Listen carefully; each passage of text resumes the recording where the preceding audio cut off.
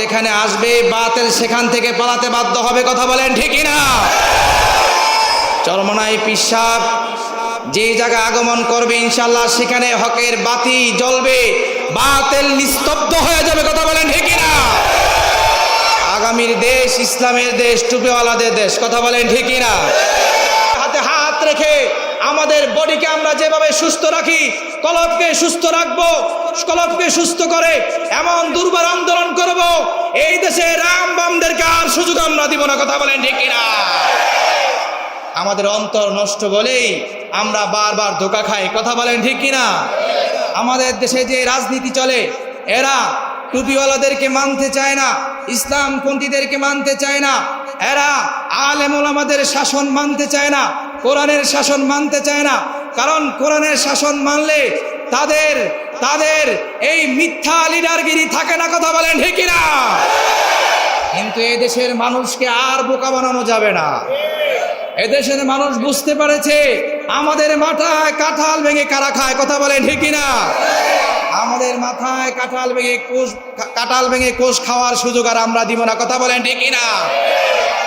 আল কোরআনের পথ, এই পথই আসল পথ। আল কোরআনের পথ, এই পথই আসল পথ। অন্য পথে অন্য মতে নেই যে রহমত। কথা বলেন ঠিক কিনা? কোরআনের পথেই শান্তি, কোরআনের পথেই আল্লাহ পাক রব্বুল আলামিন হেদায়েত রাখছেন। কোরআন ছাড়া যদি অন্য জায়গায় আপনি নজর দেন, ধ্বংস অনিবার্য। কথা বলেন ঠিক কিনা? ونشهد أن سيدنا وسندنا وحبيبنا وحبيب ربنا ومولانا محمدا عبده ورسوله الذي أرسله الله تعالى بالحق بشيرا ونذيرا وداعيا إلى الله بإذنه وسراجا منيرا أما بعد فأعوذ بالله من الشيطان الرجيم بسم الله الرحمن الرحيم أفرأيت من اتخذ إلهه هواه عن ابن عمر رضي الله تعالى عنه قال قال رسول الله صلى الله عليه وسلم ثلاث مهلكات وثلاث منجيات فثلاث مهلكات شح مطاع وهوى متبع وإعجاب المرء بنفسه أو كما قال النبي عليه الصلاة والسلام شبه درود إبراهيم قري اللهم صل على محمد وعلى آل كما صليت على إبراهيم وعلى آل إبراهيم إنك حميد مجيد اللهم بارك على محمد وعلى آل محمد كما باركت على إبراهيم وعلى آل إبراهيم إنك حميد مجيد سبحانك لا علم لنا إلا ما علمتنا إنك أنت العليم الحكيم رب اشرح لي صدري ويسر لي أمري واحلل عقدة من لساني يفقه قولي বাংলাদেশ মুজাহিদ কমিটি সবুজবাগ থানা ও এলাকাবাসীর উদ্যোগে আয়োজিত ওয়াজ মাহফিলের সম্মানিত সভাপতি, প্রধান অতিথি, আমার সামনে উপস্থিত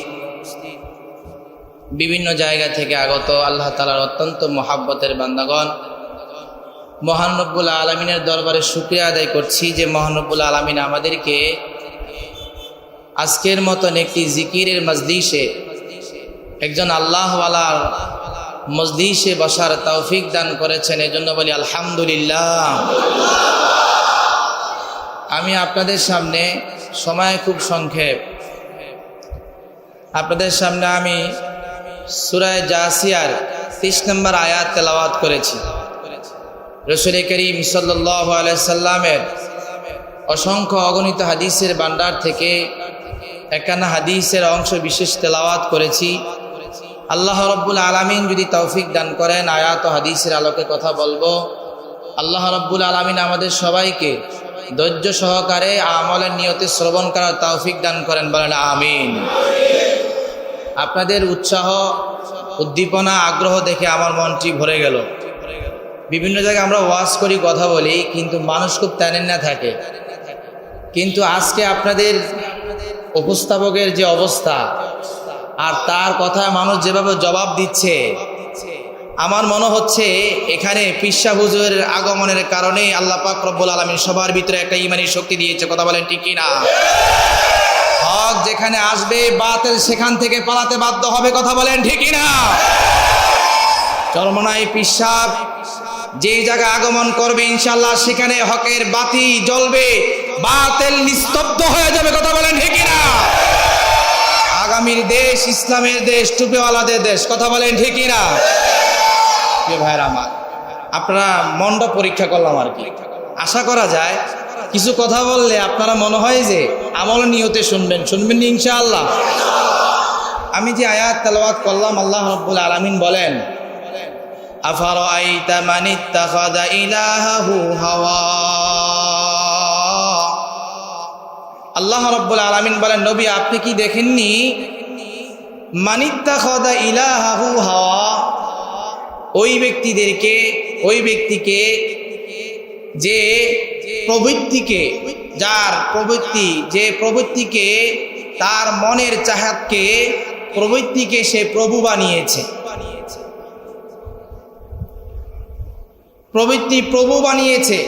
অর্থাৎ তার মন যা চায় সে তাই করে। এই ব্যক্তিকে কি আপনি দেখেন নাই?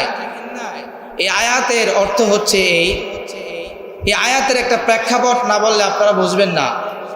এর কয়েকটি শানে নজুল তাফসীরের কিতাবের ভিতরে উল্লেখ করেছেন। তার মধ্যে একটি হচ্ছে আবু জাহেল মুগীরাকে নিয়ে তাওয়াফ করছিল আল্লাহর ঘর। তাদের কাছেও আল্লাহর ঘর সম্মানিত। এক পর্যায়ে আবু জাহেল বলল, মুহাম্মদ যে নবী এটা আমি বিশ্বাস করি, সে সত্য নবী। তখন মুগীরা তাকে খুব ধমকাইলো, তুমি কি বলো? আমাদের চিরশত্রুকে তুমি সত্য বলতেছ? অথবা কেউ এই ঘটনাটাকে অন্যভাবে উল্লেখ করেছেন যে আল্লাহর পয়গম্বরের তেলাওয়াতের টান, তেলাওয়াত এত মধুর যে কাফের মুশরিকরা পর্যন্ত চুপি সারে তেলাওয়াত শ্রবণ করতে যায়। আল্লাহু আকবার বলেন।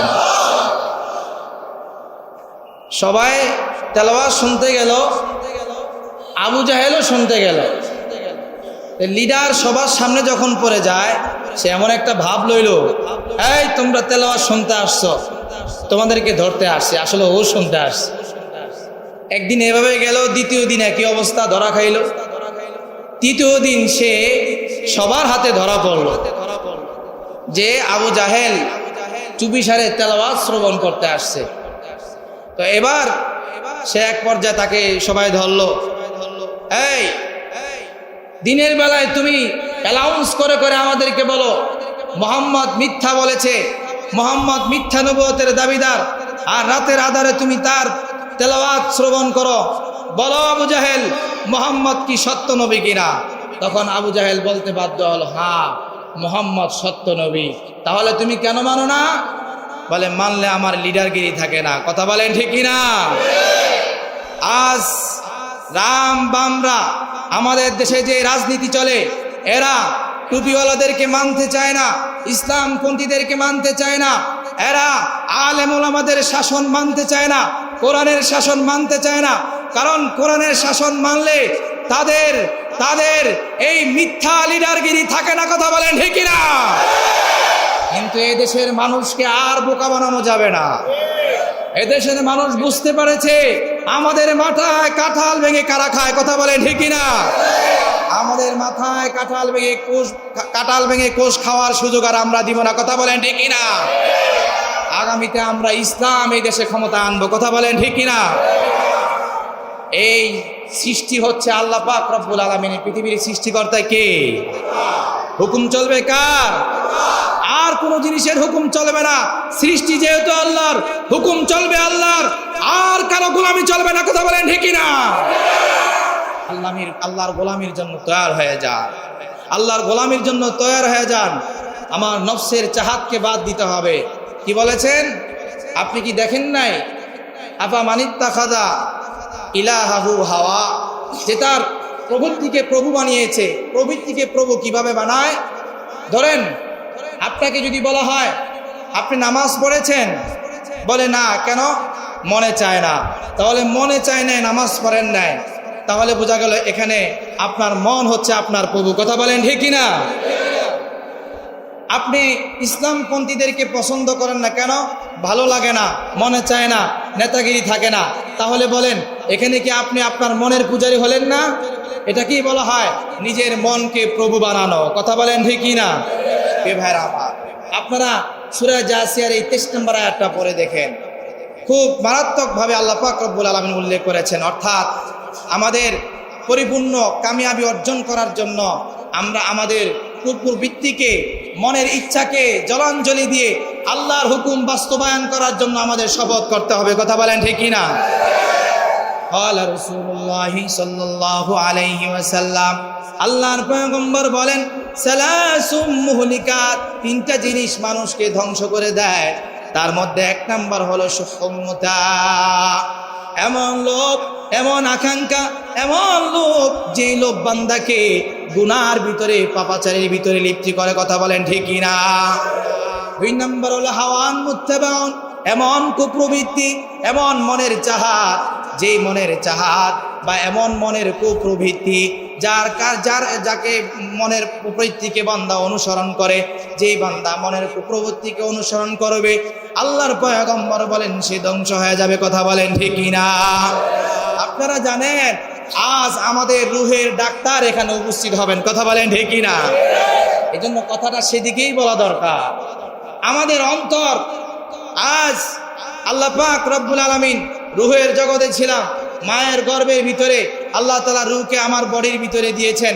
দুনিয়াতে আসলাম, আবার এই বডি থেকে রূহটা আলাদা হয়ে যাবে, আমার হিসাব নিকাশ সব কিছু শুরু হবে আমার আত্মার উপরে। মানুষ আজ তার আত্মাকে ভুলে গিয়ে বাড়ি, দালান কোটা, নিজের শরীর স্বাস্থ্য নিয়ে ব্যস্ত, কথা বলেন ঠিক কিনা? ডাক্তারের কাছে দৌড়ায় 3.5 হাত বডিকে ঠিক করার জন্য। নিজের আসল যে আত্মার পবিত্রের সাথে তার জান্নাতের সাথে সম্পর্ক, আত্মার সাথে তার জান্নাত জাহান্নামের সম্পর্ক, সেই গোস্তের টুকরাটা, সেই জিনিসটাকে নিয়ে বান্দা মেহনত করে না, মেহনত করে তার 3.5 হাত বডি নিয়ে, কথা বলেন ঠিক কিনা? আজ যে ডাক্তার আমাদের কাছে উপস্থিত হচ্ছেন, আলহামদুলিল্লাহ, আগামীর এই দেশের ভবিষ্যৎ, কথা বলেন ঠিক কিনা? হযরতের হাতে হাত রেখে আমাদের বডিকে আমরা যেভাবে সুস্থ রাখি, কলবকে সুস্থ রাখবো, কলবকে সুস্থ করে এমন দুর্বার আন্দোলন করব, এই দেশে রাম বামদেরকে আর সুযোগ আমরা দিব না, কথা বলেন ঠিক কিনা? আমাদের অন্তর নষ্ট বলেই আমরা বারবার ধোঁকা খাই, কথা বলেন ঠিক কিনা? সত্য স্পষ্ট হওয়ার পরে যদি ধোঁকা খাই, তাহলে আমাদের মতন বোকা আর কেউ নয়, কথা বলেন ঠিক কিনা? প্রিয় ভাইরা আমার, তো আমরা আমাদের এই অন্তরকে, কলবকে আমাদের শুদ্ধ করতে হবে, পবিত্র করতে হবে। কলবকে আমরা কিভাবে শুদ্ধ করব?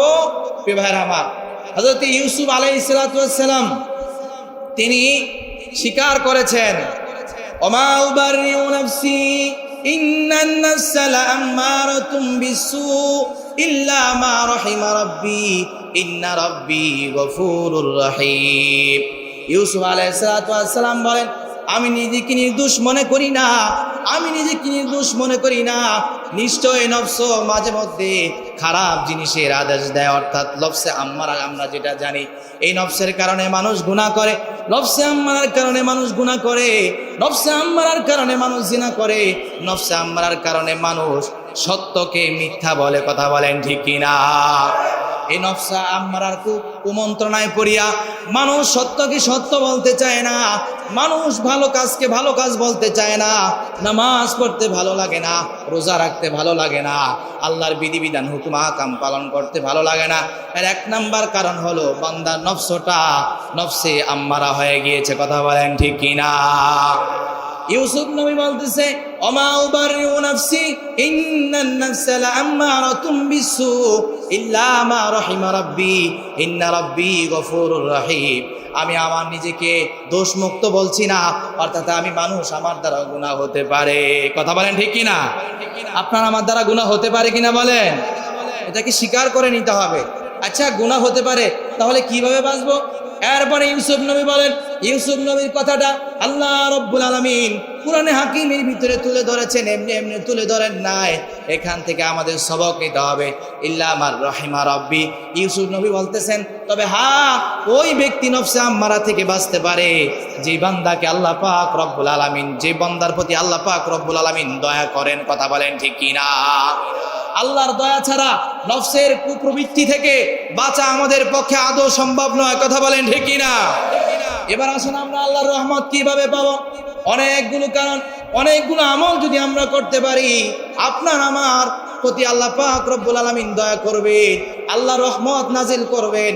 আর যখন আল্লাহ পাক রব্বুল আলামিন আসমান থেকে রহমত নাজিল করবেন, এই রহমতের বাগী হবে প্রথম আমাদের কলব, আমাদের অন্তর। জোরে বলেন আল্লাহু আকবার।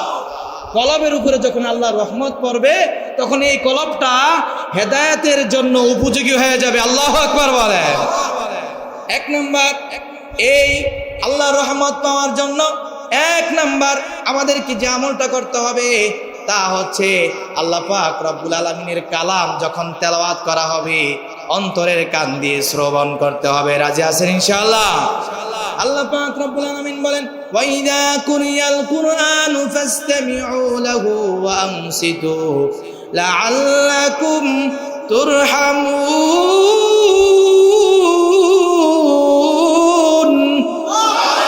আল্লাহ পাক রব্বুল আলামিন বলেন, যখন তোমাদের কাছে কোরআন তেলাওয়াত করা হয়, অন্তরের কান দিয়ে শ্রবণ করো এবং তোমরা চুপ থাকো। কোরআন তেলাওয়াত যখন হয়, অন্তরের কান দিয়ে যদি শ্রবণ করতে পারো, চুপ যদি থাকতে পারো বান্দা, লাআল্লাকুম তুরহামুন, তোমাদের উপরে রহমত বর্ষণ করা হবে। জোরে বলেন আল্লাহু আকবার। কোরআন যখন তেলাওয়াত করা হয়, তখন অন্তরের কান দিয়ে কোরআন তেলাওয়াত শুনতে হয়। এখানে আল্লাহ বলেছেন, ওয়া ইযা কুরিয়াল কুরআনু ফাসতামিউ লাহু। সামউন মানে শ্রবণ করা, ইস্তামা মানে হলো অন্তরে কান দিয়ে শ্রবণ করা। আরবিতে একটি ব্যাকরণ আছে, কাসরাতুল মাবানি তাদুল্লু আলা কাসরাতিল মানি। অক্ষরের আধিক্যতা অর্থ বেশি হবে, এটা প্রমাণ বহন করে। সুতরাং সামউন মানে হলো শ্রবণ করা, ইস্তামা অর্থ হচ্ছে অন্তরে কান দিয়ে শ্রবণ করা। অন্তরে কান দিয়ে শ্রবণ করার এই কথা বলার পরে ওয়া আনসিতু বলার প্রয়োজন হয় না, কারণ অন্তরে কান দিয়া শ্রবণ করতে হলেই তো চুপ থাকতে হয়। কথা বলেন ঠিক কিনা? আচ্ছা, আপনি একজনের সাথে কথাও বলতেছেন, আবার আরেকজনের কথা শুনতেছেন, এটা বলাও হইল না, শ্রবণও হইল না। এখানে একটা মাসালা, কথায় কথা আসছে বলে দে। আমার যে ভাইরা ইমাম সাহেবের পিছনে আপনারা যারা সূরা ফাতিহা পড়েন, ইমাম সাহেবটাও শুনতেছেন, আবার নিজে নিজেও পড়তেছেন। আপনারা একটু আগে বলছেন, একজনের সাথে কথা বললে এবং আরেকজনটা শুনলে পরিপূর্ণ বলাও হয় না, শ্রবণ করা হয় না। আপনারা বলেন তো, এই কথার ভিত্তিতে যারা ইমাম সাহেবের পিছনে সূরা ফাতিহা পড়ে, তারা না পড়লো না শুনলো? কথা বুঝতে পারলাম না? না শুনলো না পড়লো না। কথা বলেন ঠিক কিনা? কারণ আমার আল্লাহ বলেছেন, ইস্তামিউ ফাসতামিউ, বান্দা অন্তরের কান দিয়ে শ্রবণ করো। অন্তরের কান দিয়ে শ্রবণ করতে হলে আমাদের একেবারে চুপ থাকতে হবে। অন্তরের কান দিয়ে শ্রবণ করতে হলে কারোর সাথে কথা বলা যাবে না, কারোর সাথে কথা বলা যাবে না, অন্য কিছু পড়া যাবে না। আল্লাহর কালাম যখন তেলাওয়াত করতে হবে, আমার আল্লাহ বলেন, বান্দারে কালাম যখন তেলাওয়াত হবে, অন্তরের কান দিয়ে শ্রবণ করো, পড়া লাগবে না। আমি আল্লাহ তোমার প্রতি রহম বর্ষণ করবো। জোরে বলেন আল্লাহু আকবার। যে আহলে হাদিস ভাইরা নাম বলেই বলি, আপনারা যারা মানুষকে আজকে ভুল শিক্ষা দিচ্ছেন, সুন্নতের নামে বেদাত শিক্ষা দিচ্ছেন, এই থিওরি থেকে দূরে সরে যান, না হলে কিন্তু আপনাদেরকেও জাতি ছাড়বে না। কথা বলেন ঠিক কিনা? নামাজ নিয়ে পায় তারা, এটা মুমিন সহ্য করবে না। কথা বলেন ঠিক কিনা?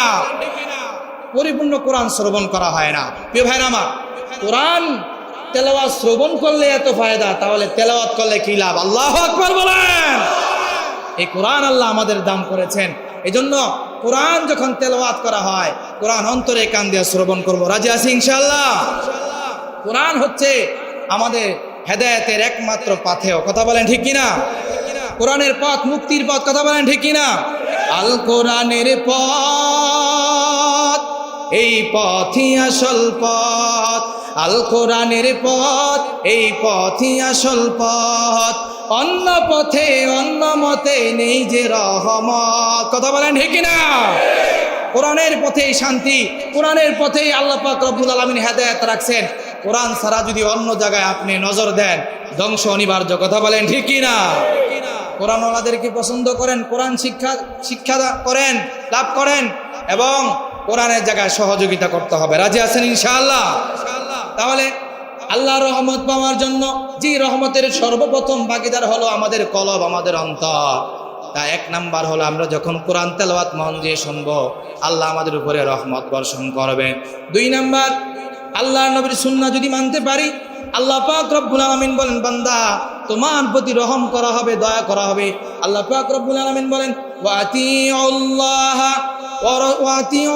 ওয়া রাসূলাহু ওয়াতিউল্লাহ ওয়া আতিউর রাসূলা লাআল্লাকুম তুরহামুন।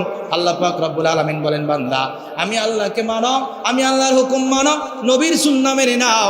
নবীর যদি আদর্শ মানতে পারো, লাআল্লাকুম তুরহামুন, তোমাদের উপরে রহম বর্ষণ করা হবে। জোরে বলেন আল্লাহু আকবার। নবীর সুন্নত মানবো না ইনশাআল্লাহ? 3 নাম্বার হচ্ছে আল্লাহর নেককার বান্দাদের সংস্পর্শে থাকা। কথা বলেন ঠিক কিনা? আল্লাহর বান্দাদের কাছে যখন যাবেন, তখন আপনার চেহারা, আপনার ভঙ্গি, কথার ভঙ্গি সবকিছু পরিবর্তন হয়ে যাবে। আপনি একজন সুস্থ মানুষ হয়ে যাবেন। কথা বলেন ঠিক কিনা? এই জন্য আল্লাহ ওয়ালাদের নেক সোহবত ছাড়া কখনো মানুষ কামিয়াবি অর্জন করতে পারে? এই জমিন যখন নাপাক হয়, পবিত্র করার 2টা পদ্ধতি। কয়টা? একটা হচ্ছে পানি ঢালেন, পানি ঢালেন পরিষ্কার হয়ে যাবে।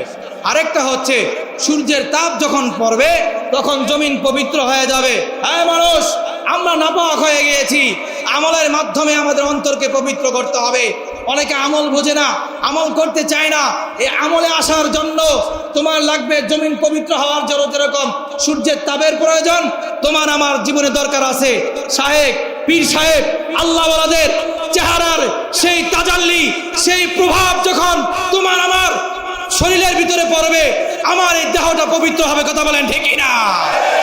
এই জন্য জমিন যেরকম পবিত্র হয় সূর্যের আলো পেয়ে, ঠিক তদ্রূপভাবে আপনাকে আমাকে পবিত্র হতে হবে আল্লাহ ওয়ালাদের নেক নজরে। কথা বলেন ঠিক কিনা?